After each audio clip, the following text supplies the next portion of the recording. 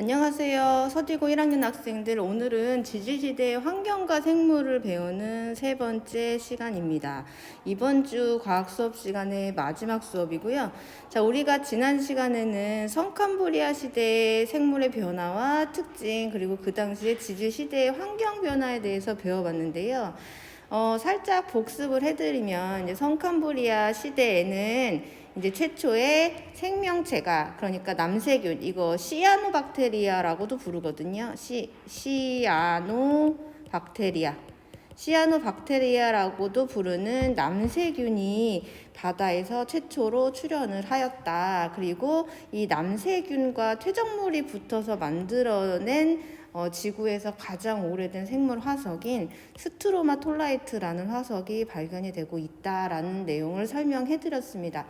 어쨌든 지구가 처음에 만들어지고, 그리고 물 속에서 최초의 단세포 생물인 남세균들이 출현을 하게 됨으로 인해서 남세균은 태양빛을 받아서 광합성을 했고요. 광합성으로 인해서 생긴 산물인 산소가 물 속에서 생기게 되었죠.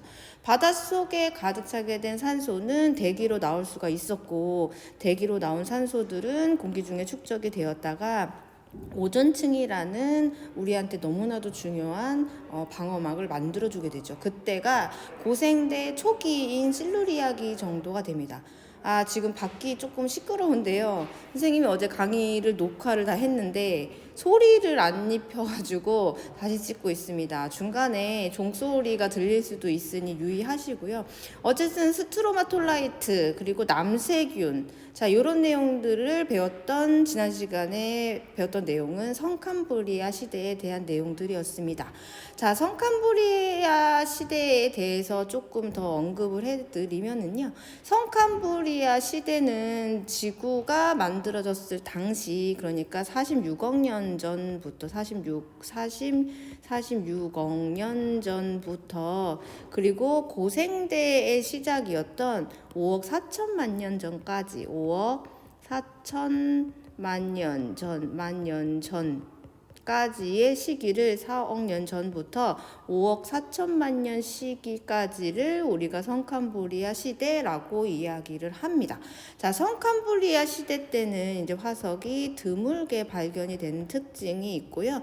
그리고 그 당시에는 오존층이 없었기 때문에, 자, 육상에서는 생물이 출현하지 못하고 최초의 생명체가 바다에서 출현을 하게 됩니다. 이때 생물체의 형태는 단세포 생물의 형태였겠죠.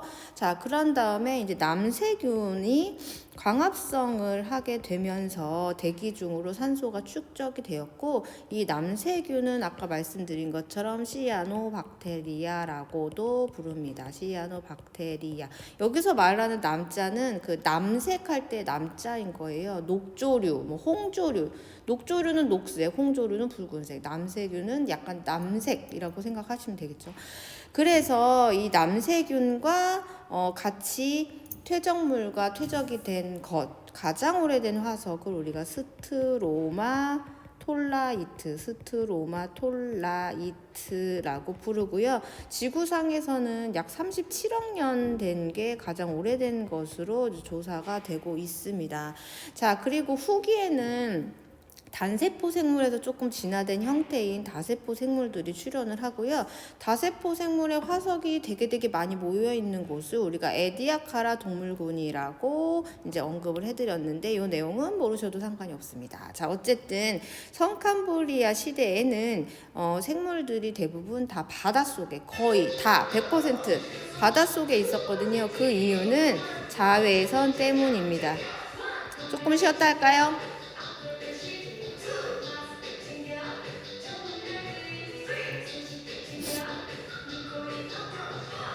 좀 오래 걸리네요. 이렇게 긴 줄 몰랐는데.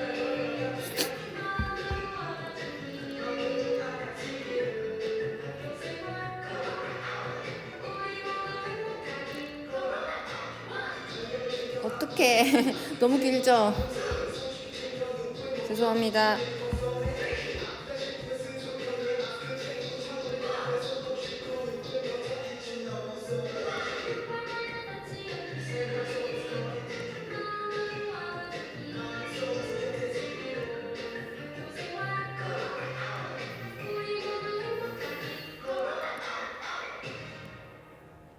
네, 시작을 하겠습니다. 일단 또 나와. 지지시댁 죄송합니다. 이게 중간에 끊으면 처음부터 다시 찍어야 돼가지고요. 선생님들은 정상 출근하고 있거든요. 그리고 지금 2학년하고 3학년 학생들은 학교에 등교를 하고 있어요.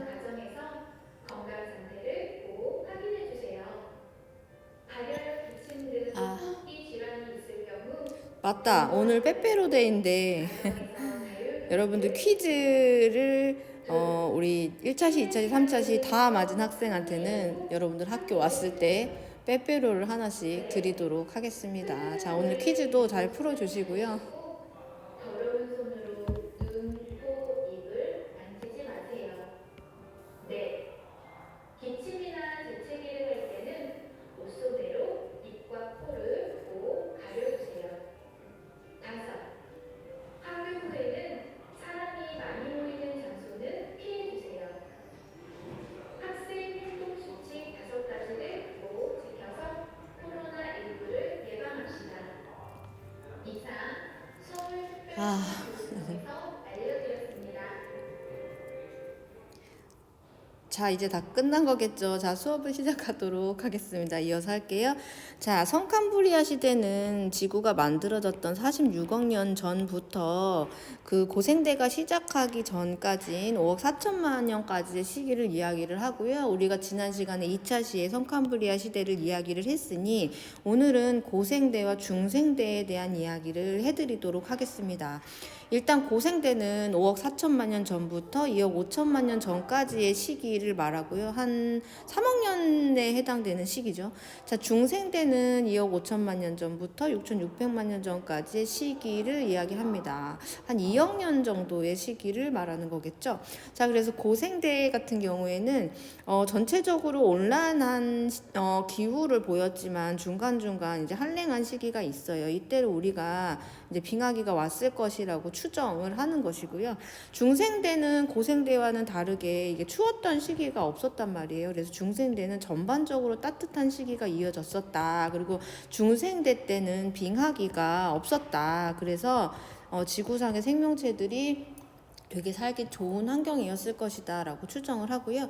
고생대 말기에 이르러서 그 생물의 거의 해양 생물의 거의 몇십 프로에 해당되는 생물들이 싹 다 뒤지는, 그러니까 지구의 포맷이 일어났다라고도 이야기하는 고생대 대멸종이 있었고요. 중생대 말기에도 우리 공룡 같은 그 대표적인 생명체들이 다 멸종을 하는 대멸종 시기가 옵니다. 멸종에 관련된 이야기는 우리가 다음 시간 4차시 혹은 5차시 시간에 이어서 배우기로 하고요. 자, 오늘은 고생대 때 생물 종에 대한 특징과 생물의 변화, 그리고 환경의 변화에 대한 이야기도 이어서 해드리도록 하겠습니다. 교과서를 봐주시기를 바라겠습니다. 교과서로는요. 자, 고생대는 우리가 성캄브리아 시대는 우리가 했으니까 우리 고생대를 같이 살펴보도록 하겠습니다. 교과서로는 223페이지에 해당되는 내용입니다. 자, 읽어볼게요. 자, 여기 나오는 이 환경이 당시 고생대의 바닷속의 환경이죠. 보니까 뭐 이런 여러 가지 다양한 생명체들이 살았던 것으로 추정이 되는 것으로 알 수 있습니다. 자, 고생대를 한번 읽어보도록 하겠습니다. 고생대는 다세포의 생물의 화석이 갑자기 증가한 시기로 바다에서는 삼엽충, 요거 중요하죠. 바다에서는 삼엽충, 그리고 완종류, 그리고 해양 무척추 생물과 어류가 번성했었던 시기이고, 육지에서는 양서류, 그리고 곤충이 번성했던 시기이다라고 되어 있죠. 왜냐하면 고생대 때는 우리가 기다려왔던 오존층이 생기게 되면서 자외선을 차단하게 되면서 바닷속에서만 살았던 생물들이 육상으로 기어 나오기 시작하고, 그리고 육상에서 살 수 있는 식물들도 이제 생존을 하게 될 수 있었던 것이죠. 자, 요런 내용 쭉 이어가 보도록 하겠는데, 중간에 보면 양치식물이라는 이야기가 나오는데, 양치식물은 여기 나와 있는 것처럼 식물의 모양이 양의 이빨과 같은 모습이다. 그래서 양의 이빨과 같은 모양이다라고 양치식물이라고 하는데요. 양치식물은 꽃이 피지 않고 씨로 번식을 하지 않는 포자로 번식하는 식물들을 말하는 거예요. 그래서 대표적인 우리가 알고 있는 양치식물들이 고사리 같은 것들이 있거든요. 그래서 고생대 때는 말기에 고사리가 엄청나게 많이 살았었기 때문에 고사리가 이제 오랜 시간을 거쳐서 이제 탄소만 남게 되면 우리가 그것을 석탄이라고 부르거든요. 우리 예전에 말씀드린 바가 있습니다. 양치식물이 석탄을 만들고 양치식물이 석탄의 근원이 되는 것이고요. 그리고 유공충이라는 애들은 나중에 석유를 만드는 근간이 됩니다. 그래서 어쨌든 고생대 때는 엄청나게 많은 양치식물이 번성해 있었고, 이것들이 퇴적이 돼서 석탄층을 남겼다라고 되어 있고, 흩어졌던 대륙이 하나로 모여서 판게아를 형성하였다라고 되어 있는데요. 이 내용은 아주 굉장히 매우 중요한 내용입니다. 조금 이따가 이 판게아에 대한 내용을 다시 설명을 해드릴게요. 어쨌든 고생대 때 살았던 생물의 대표적인 애들은 삼엽충, 완종류, 해양 무척수생물, 어류가 바닷속에서 번성을 했고, 육지에서는 양서류와 곤충류들이 이제 생기게 됐고, 그리고 식물로는 양치식물이 번성을 했었다라는 이야기잖아요. 그래서 이거에 대한 대표적인 생물들의 특징을 그림으로 보여드리도록 하겠습니다. 자, 지금 우리가 하고 있는 거는 고생대 이야기하고 있는 거예요. 고생대의 대표적인 생물, 바다에 살았던 생물이 삼엽충입니다. 여기 밑에 앞에 그림을 보면 요게 삼엽충이겠죠. 얘도 삼엽충이고 얘도 모두 삼엽충입니다. 그래서 고생대 때 바닷속을 완전히 점령하고 살았던 삼엽충에 대한 이야기를 먼저 해드릴게요. 삼엽충은 말 그대로 세 개의 쪽으로 되어 있다는 건데, 머리, 가슴, 배로 나눠 있어서 삼엽충이 아니라 여기 하나, 여기 하나, 여기 하나 이렇게 세 개의 엽으로 되어 있다라고 해서 삼엽충이라고 부릅니다. 삼엽충은 고생대 때 살았던 애들이잖아요. 그래서 작은 애들은 1mm부터 시작해서 72cm까지, 72cm면 우리 책상보다 더 큰 거잖아요. 그래서 굉장히 다양한 크기를 크기의 생명체이고, 그리고 17,000여 정도의 다양한 종으로 살았다고 해요.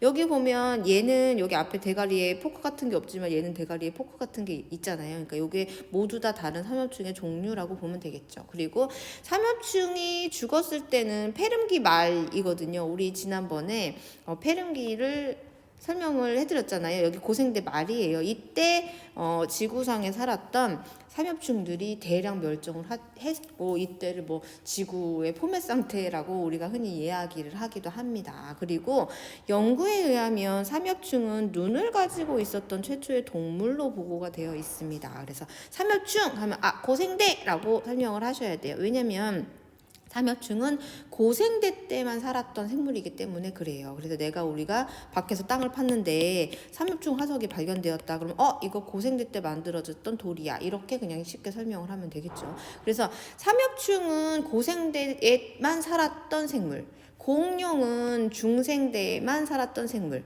그래서 각 시기를 대표하는 생물을 우리가 표준화석이라는 표현을 씁니다. 그러니까 표준화석이라는 말은 그 시기에만 살았던 대표적인 생물, 예를 들어서 뭐 삼엽충 그러면 고생대, 공룡 중생대, 화폐석 신생대 이렇게 설명을 하거든요. 그래서 우리가 앞으로 표준화석이라는 말을 쓰게 되면 그 시기에서만 살았던 생물을 말하는구나 라고 이해를 하시면 됩니다. 이 화석과 달리 시상화석이라는 애들도 있는데요. 이 애들은 전 시기, 그러니까 어떠한 중생대, 고생대, 신생대 딱 그 시기에만 살았던 애들이 아니라 길고 얇게 오래 살았던 생물들을 말해. 예를 들어 고사리 화석 같은 애들은 고생대, 중생대, 신생대에서도 다 살았거든요. 그렇기 때문에 우리가 고사리 화석을 발견을 해서는 특정한 시기를 특정 지을 수가 없죠. 그래서 표준화석은 우리가 특정한 시기를 특정하기에 되게 중요한 그 화석이 됩니다. 그래서 삼엽충은 고생대 때만 살았던 생물이에요. 그렇기 때문에 우리가 삼엽충 하면 고생대의 표준화석이다 이렇게 설명하시면 되고, 그 뒤에서 나오는 갑주어나 완종류 같은 애들의 일부도 고생대의 표준화석이 됩니다. 그리고 중생대 표준화석은 우리가 알고 있는 공룡, 암모나이트, 시조새 이런 애들은 중생대의 표준화석이 됩니다. 자, 지금 표준화석과 시상화석에 대해서 대충 설명을 해드렸는데요. 표준화석은 그 시기에만 되게 대량으로 살았던 애들을 말하고, 그 시기가 지나서는 멸종한, 그 시기에서만 찾아볼 수 있는 애들을 표준화석이라고 하고요. 시상화석은 환경이 맞으면 과거나 지금이나 다 살 수 있는 애들이에요. 예를 들어서 은행나무 화석이라든지 혹은 고사리 화석이라든지 뭐 이런 애들은, 고사리 화석 같은 경우에는 고생대 때부터 지금까지 살았고요. 중생대 때부터 살았던 애들은 이제 은행나무 애들이란 말이에요. 그러니까 그런 애들은 지금 현재까지도 살고 있지 않습니까? 자, 그렇기 때문에 우리가 화석을 보고 당시의 환경과 생물종을 알고 싶다면 시상화석보다는 표준화석을 기준으로 봐야 되겠죠. 어쨌든 삼엽충은 고생대의 대표적인 표준화석이 됩니다. 자, 삼엽충의 모양을 조금 잘 볼까요? 생긴 거는 보통 이런 식으로 생겨서 바다 밑바닥을 기어 다녔던 애들로 추정이 됩니다. 그래서 삼엽충은 중요한 것은 이제 해양에서 살았던 대표적인 절지 동물 중에 하나이다 이렇게 생각하시면 됩니다. 삼엽충. 좀 징그럽게 생겼죠. 자, 다음 이제 고생대 때, 얘도 마찬가지로 고생대 때 살았던, 이제 바닷속에 살았던 생물인데요. 완종류라고 이야기를 합니다. 이제 완종류라는 것은 조개처럼 두 장의 껍데기를 가지고 바다에 붙어 있었거나 혹은 바닷속 구조물 혹은 딱딱한 돌멩이에 붙어서 살고 있었던 무척추 동물이거든요. 그러니까 얘네들 같은 경우에는 고생대 캄브리아기 때 등장하여 지금까지 바다에 서식을 하고 있어요. 그런데 이제 완종류 중에 어떠한 종류들은 고생될 때 멸종을 하게 됩니다. 그래서 그런 생물들은 고생대를 대표하는 표준화석이 되겠죠.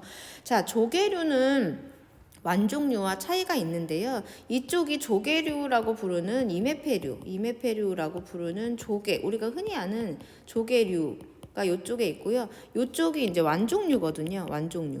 얘네들의 차이점은, 조개 같은 경우에는 두 개의 껍데기 폐각이 대칭을 이루는 게 특징이고요. 완종류 같은 경우에는 이게 대칭을 이루지 않아요. 하나는 크고 하나는 이렇게 작은 형태를 가지죠. 그래서 요게 이제 두 개, 조개류와 완종류의 가장 큰 특징이라고 보시면 되겠어요. 그래서 완종류를 그림으로 그리면, 문제집 같은데 이제 모식도를 그리면 이런 식으로 그리거든요. 이렇게. 조개 껍데기 이게 벌어진 형태로 그리게 되는데, 어쨌든 완종류는 고생대의 바다에서 살았던 무척추 동물 중에 하나입니다. 자, 그림을 보시면 이런 식으로, 그러니까 얘는 지금 현재 살고 있는 완종류거든요. 그러니까 그 당시 고생대 때 살았던 완종류하고는 조금 차이는 있지만, 자, 이런 형태라고 보시면 되겠습니다. 그래서 완종류의 이제 화석, 요게 이제 완종류가 되겠죠. 여기 사과 쪽에 붙어 있는 완종류, 요게 완종류이고, 그리고 크기는 뭐 크지는 대량 뭐 대형은 아니고 이제 소형이라고 생각하시면 되겠네요. 그래서 어쨌든 완종류도 당시에 고생대에 살았던 무척추 동물이다라고 기억을 하시면 되겠습니다. 자, 완종류의 화석은 이런 식으로 발견이 되는데요. 자, 눈으로 잘 보시면 여기 여러 개의 완종류가 있는 거를 확인을 할 수가 있습니다. 우리가 보기에는 뭐 꼬막류의 조개 같은 모양이라고 생각을 하시면 되겠죠. 자, 그 다음에 고생대 때 바닷속을 주름 잡았던 갑주어.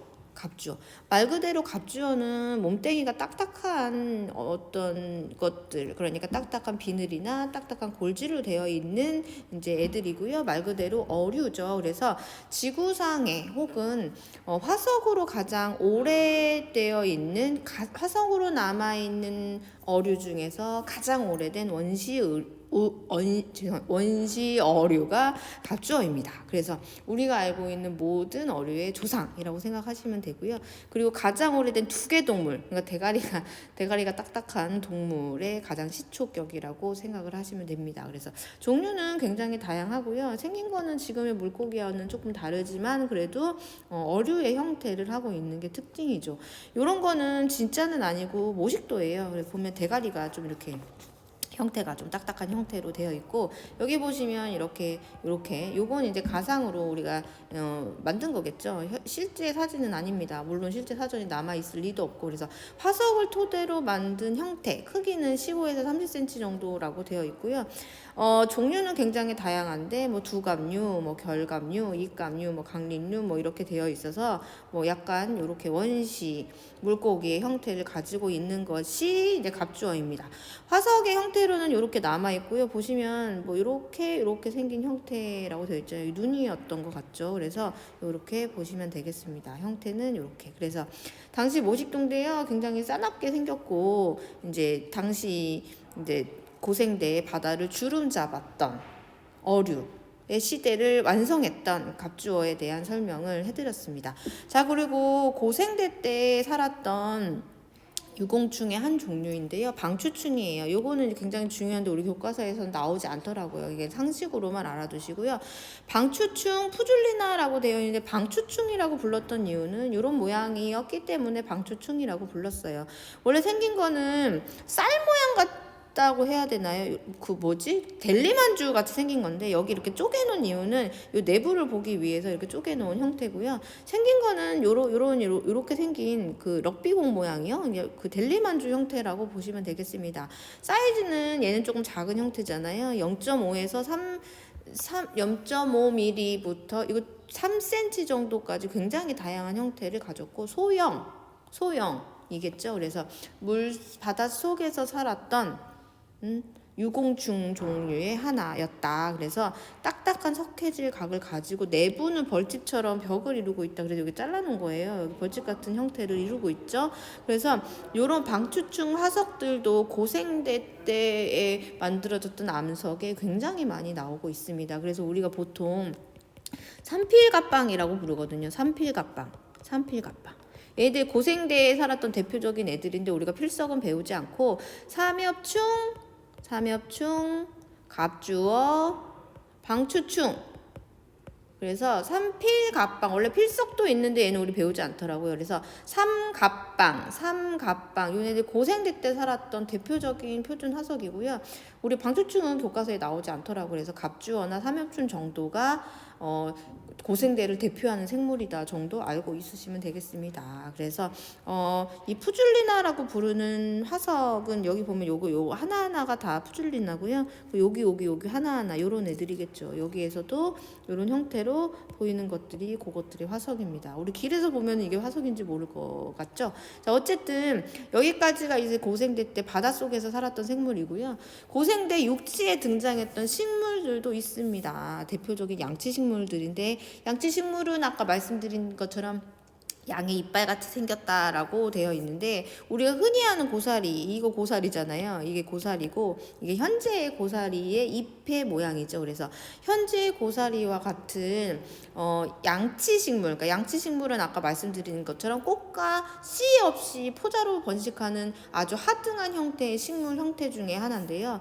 그래서 이제 양치식물들이 고생 때부터 살았을 것으로 추정이 돼요. 그래서 화석들이 발견이 되고 있는데 눈으로 보이는 거는 이제 고사리 화석이죠. 생긴 거는 뭐 지금이랑 뭐 비슷하지 않습니까? 그래서 고사리 화석들도 이제 발견되는 것으로 보아 우리 고생대 때는 우리 앞으로 다시 돌아올까요? 자, 고생대 때는 삼엽충, 완종류, 그리고 양서류들, 자, 그리고 오존층이 만들어지면서 육상의 생물들이 진출을 하게 됐고 어류에서 진화된 형태인 뒷다리, 앞다리 생겨야 기어 나오잖아요. 그런 양서류의 형태들, 그리고 양치식물 그런 애들이 번성을 했었던 시기가 고생대이다라고 설명을 드립니다. 다시 삼엽충, 고생대, 완종류, 고생대, 자, 그리고 갑주어도 고생대, 그리고 방추충 푸줄리나도 고생대, 양치식물 고사리 대표적인 고생대라고 생각을 하시면 되겠습니다. 자, 그러면 우리가 지금 고생대에 대해서 언급을 해드렸잖아요. 자, 그럼 고생대에 대한 내용 정리 한번 해보도록 하겠습니다. 고생대는 지금으로부터 약 5억 4천만 년 전부터 중생대 시작인 2억 5천만 년 전까지 2억 5천만 년 전까지의 시기, 이때의 시기를 우리가 이제 고생대라고 이야기를 합니다.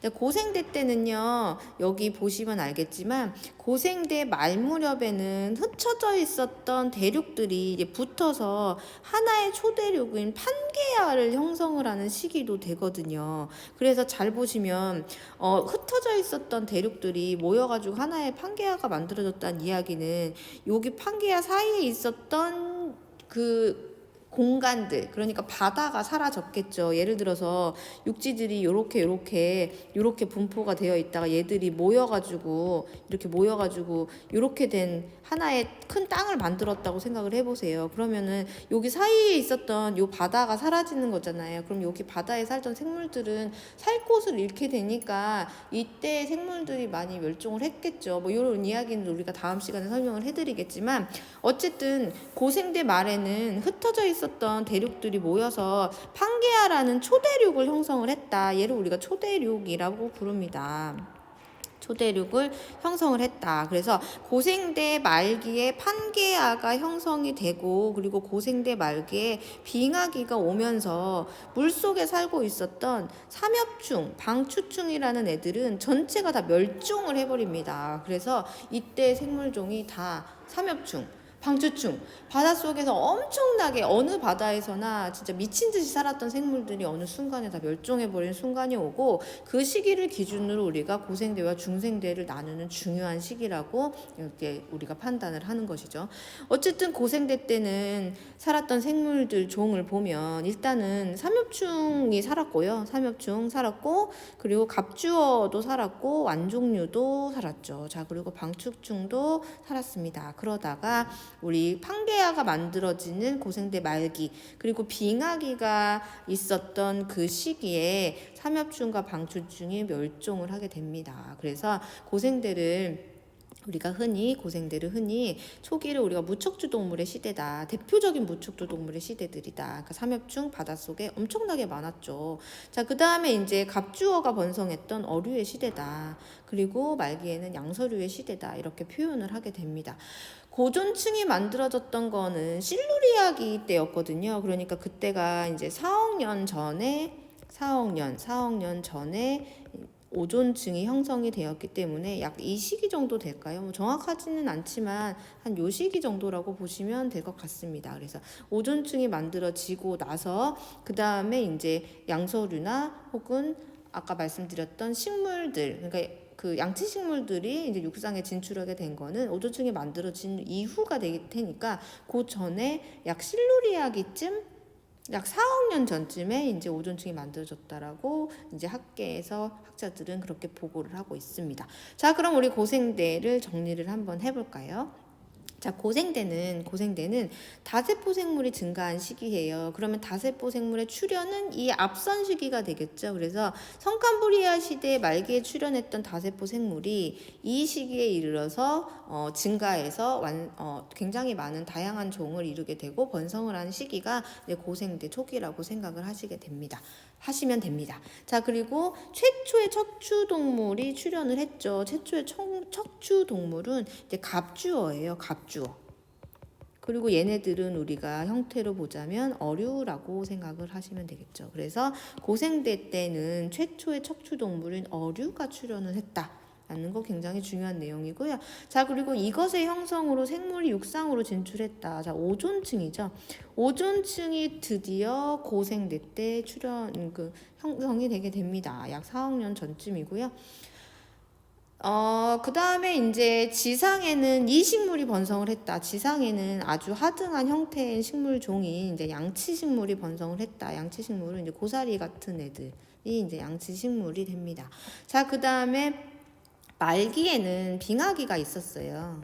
요거는 이제 정확한 내용입니다. 빙하기가 있었다는 뭐 퇴적물상의 흔적이나 뭐 그런 것들이 있거든요. 그래서 빙하기가 있었다.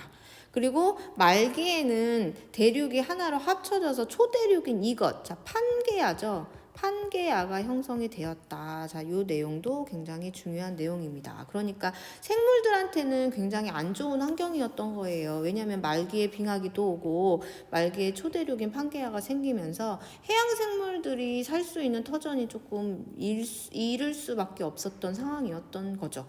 자, 그리고 고생대 때를 대표하는 표준 화석은 삼엽충이 대표적인 예가 됩니다. 삼엽충, 그리고 완종류, 갑주어, 방추충 뭐 이런 애들이 존재를 했고요. 삼엽충은 우리가 꼭 기억을 해 두셔야 될 고생대의 대표적인 표준 화석이 됩니다. 그리고 요 시기에는 양서류가 등장을 했고요. 그리고 파충류의 일부도 등장을 했고, 그리고 거시식물이 출현을 하기도 합니다.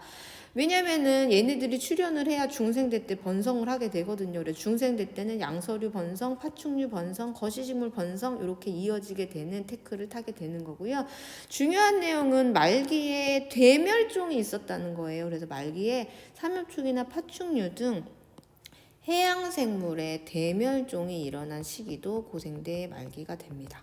굉장히 다양하고 다양한 형태의 생물종들이 살고 있었고, 고생대의 시기는 생물들이 그래도 성캄브리아 시대 때보다는 굉장히 많이 그리고 다양하게 출현을 하게 되면서 중생대와 신생대로 이루어진 생물들의 변화의 근간이 되게 되는 것이겠죠. 그래서 고생대에 대한 이야기를 오늘 배워봤는데요. 중생대까지 하기에는 시간이 조금 부족한 것 같아서, 그리고 또 헷갈릴 것도 같아서 오늘은 고생대에 대한 설명까지만 해드리도록 하겠습니다.